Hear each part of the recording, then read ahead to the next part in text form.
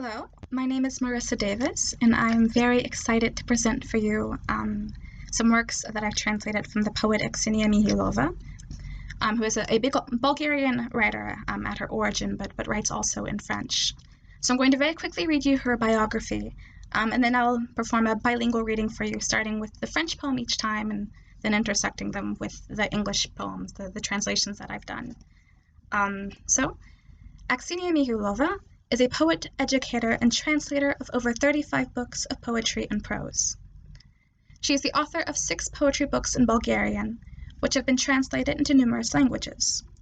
Ciel, Perdre, her first poetry collection written in French, received France's Prix Apollinaire in 2014. She released her second French language collection, Baiser du Temps, in June 2019. It went on to become the 2020 recipient of the Prix Max-Jacob. Mihyalova is the founder of the independent literary journal Armoria and currently resides in Sofia, Bulgaria. So the works that I'll be reading are all from her first collection, Ciel, Perdre, which was published by the French publisher Gallimard in 2014. So with no further ado, again starting with the French version, so this first one is titled Le Mot. It's in 2 sections, so you'll hear the numerical divisions within it. Le mot. 1. Nous sortons des paysages cachés du plus profond de nous et les entassons sur la table, comme 2 personnes qui se rencontrent pour la première et dernière fois et sont libérées du futur. Nous fumons un demi-paquet de tabac, fuyons le tas et comptons les os, jamais dans nos hommes. Mais nous ne pouvons pas trouver le mot qui accomplit.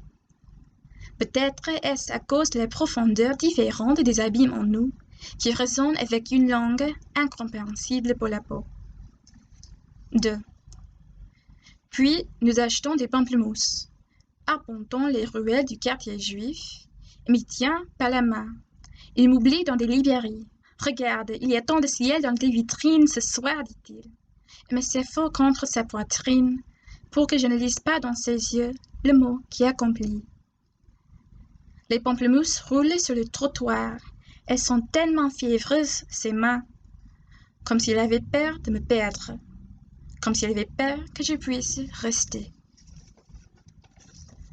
And in English, the word. 1. We take out the deepest hidden landscapes of ourselves, pile them on the table, like 2 people meeting for the first and last time, freed of future. We smoke half a pack, search the pile, count the bones taking root in our souls, and still can't find the word that does it. Maybe it's the fault of our chasms' different depths, how they resonate with the language unintelligible to skin. 2. Then we buy grapefruit, stride through the Jewish neighborhood's tight alleys, and he takes me by the hand. He forgets me in bookstores. He says, "Look, there is so much sky in the windows tonight," pressing me against his chest, so I can't read it in his eyes. The word that does it. The grapefruits roll across the sidewalk, his hands so feverish, as if afraid of losing me, as if afraid that I could stay. The second one that I'm going to read is the longest of the group, and in French the title is Sur le chemin de retour.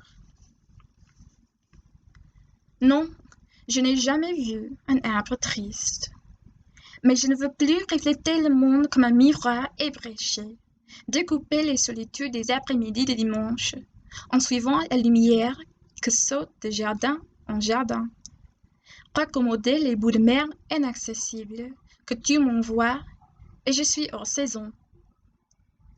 Le facteur a déjà vieilli, et je n'ai pas encore réussi à réconcilier le temps et le sel. Parfois, je fais un éventail des cartes postales, et je regarde de loin les façades des maisons, pareilles à des volées d'oiseaux, prêtes à repartir et douloureusement blanches, comme le ventre des hirondelles sur les fils à la fin d'août dans mon pays.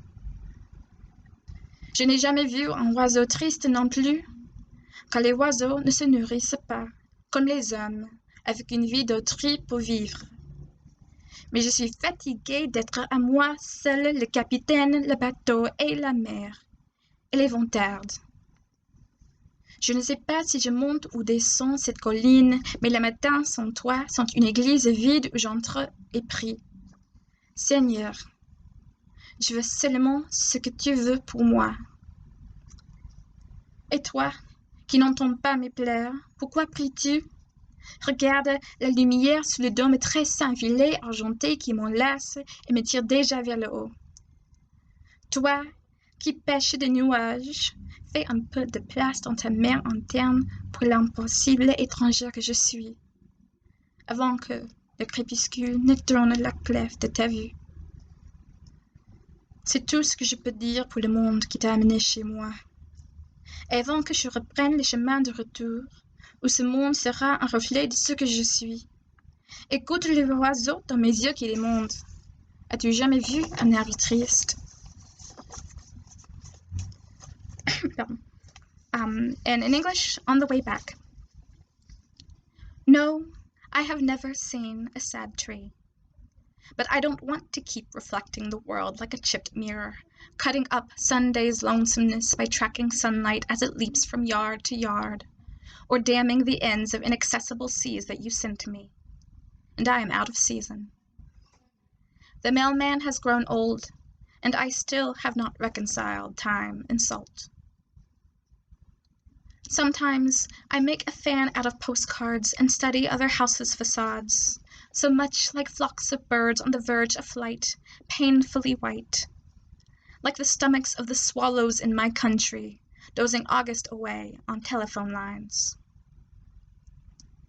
I have never seen a sad bird either, because birds do not feed themselves like men on another's life. But I am tired of playing all the roles myself. The ship, the sea, the lone captain, and the winds come late. I can't tell if I am hiking up this hill or down it, but mornings without you are an empty church where I pray, Lord, I want only what you want for me.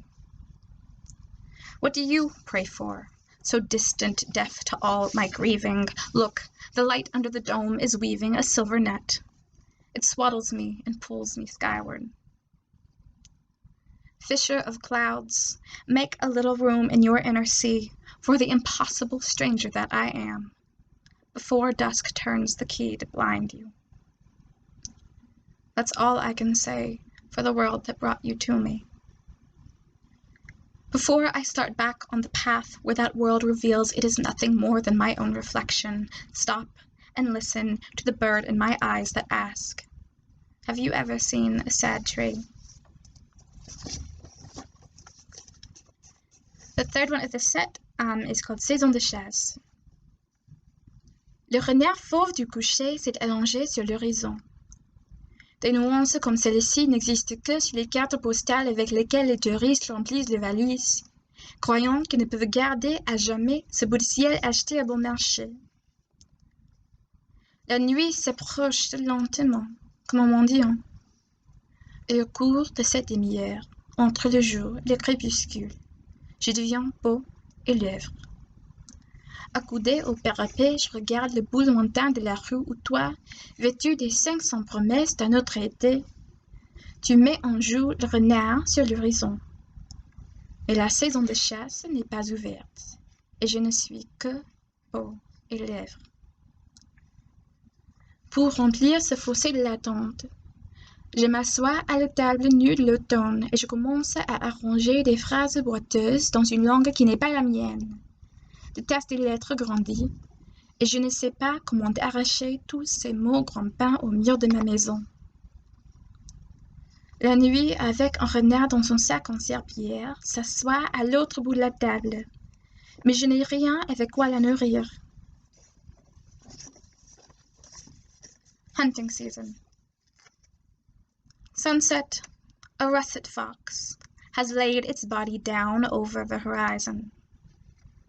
Such shades exist only on the postcards tourists fill their suitcases with, believing they can hold on forever to this scrap of sky so cheaply bought. Night approaches slow as a beggar, In this half hour between day and twilight, I become skin, lips. Leaning on the parapet, I peer towards the far-off end of street where you, dressed in 500 promises from another summer, take aim at the fox sleeping on the horizon. But hunting season has not yet begun, and I am only skin and lips. I sit down at Autumn's bare table just to fill the pit of waiting, beginning to arrange unsteady sentences in a language not my own. The heap of letters grows. I don't know how to tear down all these words scaling my house's walls. Night, with a fox in its mop-cloth bag, sits down at the other end of the table, but I have nothing to feed it. And then the last one I'm going to read for you all this evening is called Tisane. La montagne roule ses dernières pierres chaudes vers le bas, et les murailles de la nuit grandissent. Je serpente parmi les lacs de lavande, un sac plein d'herbes sur mon dos. Et pendant que je m'essaye à deviner où tes mains passent leur nuit, un oiseau attardé fait clapoter avec ses ailes les violets de la lavande, et les gouttes éteignent jusqu'au ciel. J'étale les herbes pour bien les sécher. Il y aura assez de tisane pour l'hiver, même pour remplir les coussins éparpillés partout dans la maison. Comme si tu ne te souviendrais pas que tu avais cousu le visage de la femme pour laquelle tu t'es déshabillé 2 fois au cours d'un long point du jour. Herbal Tea. The mountain rolls down its last hot stones, and night's walls lengthen. I snake among the soft lakes of lavender, a sack full of herbs on my back. While I try to guess where your hands spend their nights, the wings of a bird come just too late, splash the lavender's purple, and the drops extend into the sky. I spread the herbs to dry them. There is not only enough tea to last the winter, but enough to fill the cushions spread everywhere throughout the house. Like this, you will not remember where you stitched the face of the woman for whom you undressed twice in a single daybreak. Thank you for your time and thank you for your attention, and I hope you've enjoyed.